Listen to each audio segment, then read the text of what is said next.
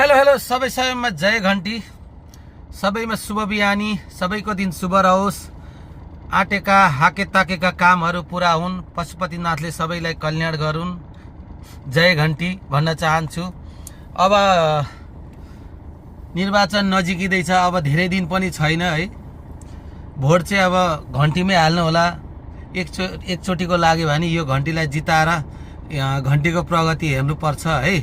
सबैले जति पनि हाम्रो कुरा सुन्नुहुन्छ र मान्नुहुन्छ उहाँहरूलाई चाहिँ अनुरोध गर्न चाहन्छु, यसपालिको भोट चाहिँ घन्टीमै जानु पर्यो। कतिले भन्नुहुन्छ राजनीतिक कुरा किन गर्छस्, अब तँलाई के आउँछ र? मलाई आउँदैन, हामी राजनीति गर्ने पनि होइन, काम गरी खाने हो। त्यही पनि एकचोटि हाम्रो अनुरोध हो कि एकचोटि नयाँ पार्टी, अलिकति बहुमत भएको पार्टीलाई चाहिँ एकचोटि भोट दिन पाएदेखि देशमा केही सुधार ल्याउँथ्यो कि भन्ने आशा मात्र हो हाम्रो है। अन्य कसै पार्टीमा लिप्त भएर लागेर पुरै झोले नि भएको चाहिँ होइन। एमाले काङ्ग्रेस माओवादी जस्तो झोले चाहिँ भइएको होइन।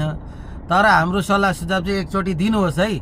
एकचोटि नयाँ पार्टीको हेरौँ न त के रहेछ अवस्था भन्ने मात्र हो। सबैले ट्राई गर्न त पाइयो नि त, एकचोटि हेर्छु भन्न त सबैले पाइयो नि त होइन। यसमा गाली गर्ने के छ? त त्यसको झोले त त्यसको झोले होइन।